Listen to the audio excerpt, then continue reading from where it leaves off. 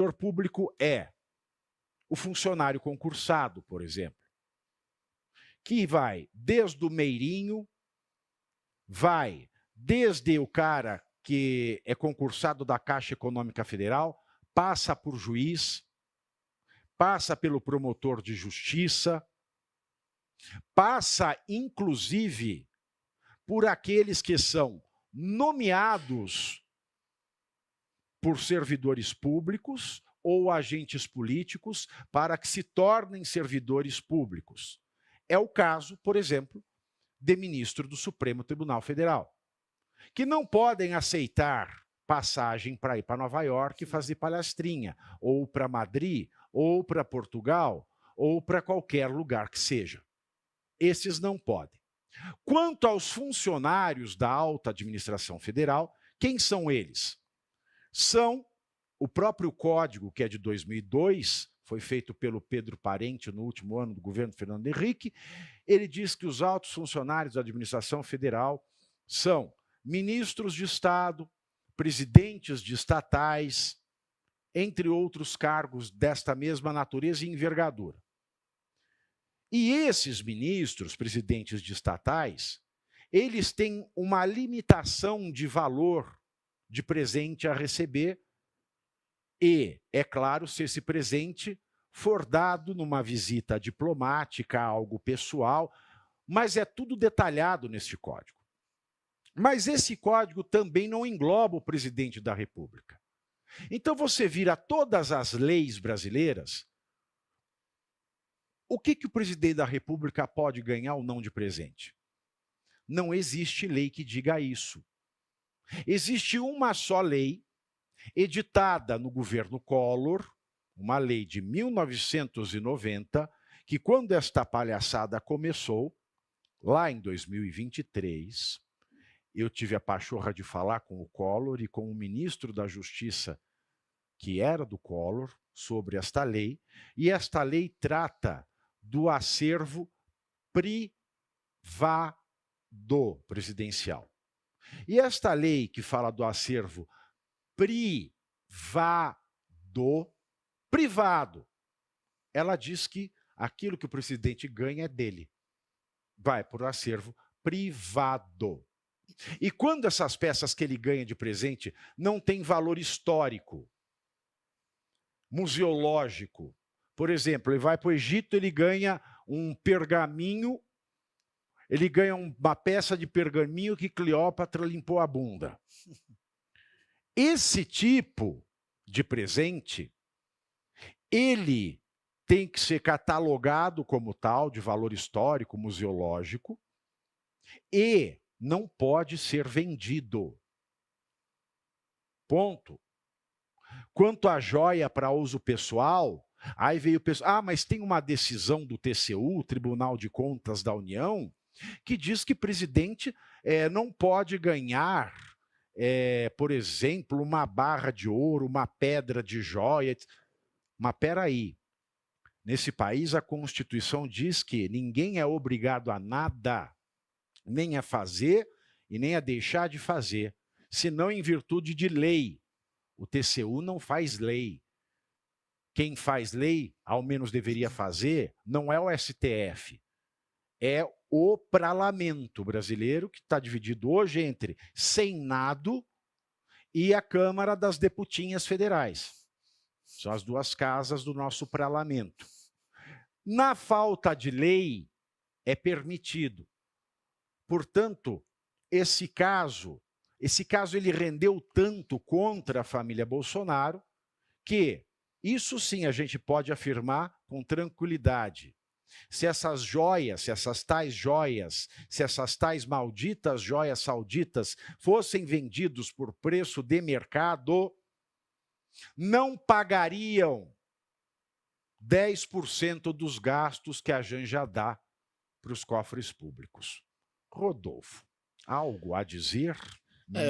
Na verdade, muitas coisas a dizer aqui. Eu vou acompanhar a dúvida de muitas das pessoas que estão nos assistindo, Pavinato, porque o primeiro delito atribuído pelos investigadores a Bolsonaro é o de peculato. A Polícia Federal instaurou esse inquérito. Eu queria que você falasse um pouco sobre isso, dentro da sua narrativa e o que você falou agora. Compete o crime de peculato? Não, Não compete porque o bem não é da União, é um bem privado. Para ter peculato, eu preciso ter um bem público. Eu precisava que as joias fossem bem público para que eu pudesse falar de peculato. Mas essas joias nunca foram bens públicos. Nunca foram. Nunca foram. Então, tudo que a gente vê são etapas de uma mesma perseguição política que se desenvolveu contra um agente político, que é o ex-presidente Bolsonaro, e tudo isso se desenvolve contra ele de uma vez só, simultaneamente, sufocando esse agente político, porque é o único agente político que tiraria da jogada, tiraria do páreo, um presidente, que é o presidente atual, que permite, é um presidente permissivo aos donos do poder, leia-se Supremo Tribunal Federal, a fazer aquilo que ele bem entende. Aquilo que ele bem entende. Por exemplo, o Barroso, enquanto ministro do STF, que é o sujeito que inventou esta moda do ativismo judicial,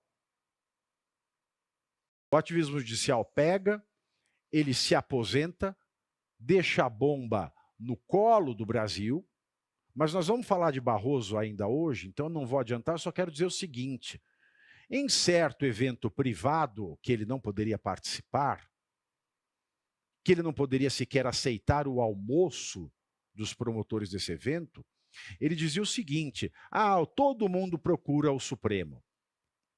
Então, nós não podemos cair nesta falácia da extrema esquerda de que os empresários estão falando com o Supremo, porque o Supremo fala com todo mundo, com o indígena, com o empresário, com o sindicalista, etc. e tal. E ele monta falácias, porque o Barroso é muito esperto. E por ser muito esperto, ele consegue cometer desonestidades mais bem disfarçadas. É claro que o Supremo, até pela extensão da Constituição, fala com todos os setores. Mas ele tem que falar dentro do gabinete, com hora marcada, sem receber nada em troca, nem um grão de feijão.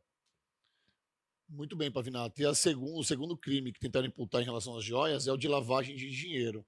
Também caracteriza a lavagem de dinheiro, uma vez que as joias tenham sido vendidas para os Estados Unidos. Esse é o entendimento da Polícia Federal, tá? Olha, para que a gente saiba disso, a gente precisa ver o inquérito, e ninguém vê nada no Brasil de bom grado. Exatamente. Lavagem de dinheiro é você transformar numa quantia lícita uma quantia obtida de meio ilícito. Aí, quando eu lhe digo, volto mais uma vez a dizer, se essas joias eram bem privados, não eram público, como é que eu posso querer fazer lavagem de dinheiro?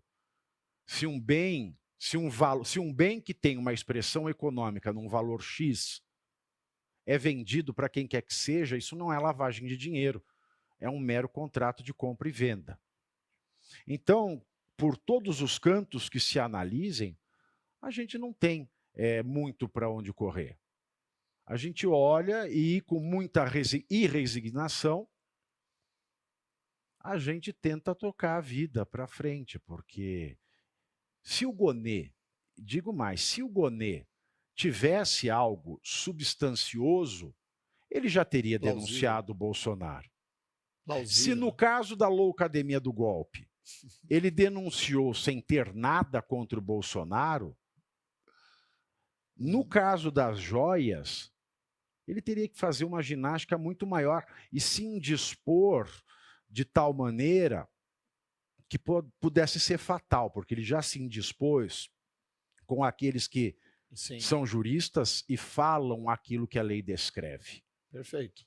Mas, enfim, é mais um capítulo disso, né? Você veja, fizeram tanto carnaval, e vale lembrar, em agosto de 2023, quando a Polícia Federal começou a falar disso,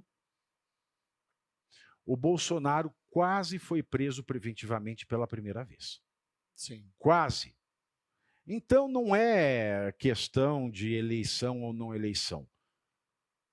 é que se a loucademia do golpe já não tem nada para discorrer, isso menos ainda. E para finalizar, Pavinato, o terceiro motivo aí pelo inquérito da Polícia Federal é a atribuição de associação criminosa ao Bolsonaro. A Polícia Federal argumentou que o ex-presidente tinha plena ciência do esquema de venda de joias e presentes, ao menos desde 2019. Ou seja, disseram que ele estava ciente de tudo o que estava acontecendo e, por isso, coimputaram, tentaram imputar aí a associação criminosa, que também não decorre, né? Porque você precisa ter um crime para ter associação criminosa. Agora, associação de pessoas tem. Agora, associação criminosa e associação de pessoas para o cometimento de crime. Na falta de crime, eu não falo em associação criminosa. Perfeito. E vale lembrar que todas as manifestações, pelo menos as que o Bolsonaro deu em pessoa, ele nega ter conhecimento de compra e venda. Né? Ah, mas o Cid falou. O Cid fala tanta coisa. Né? O que eu posso dessumir ser verdade ou mentira do que o Cid fala? Inclusive foram 16 declarações diferentes ali para o na STF. Loucademia do golpe. Bom, meus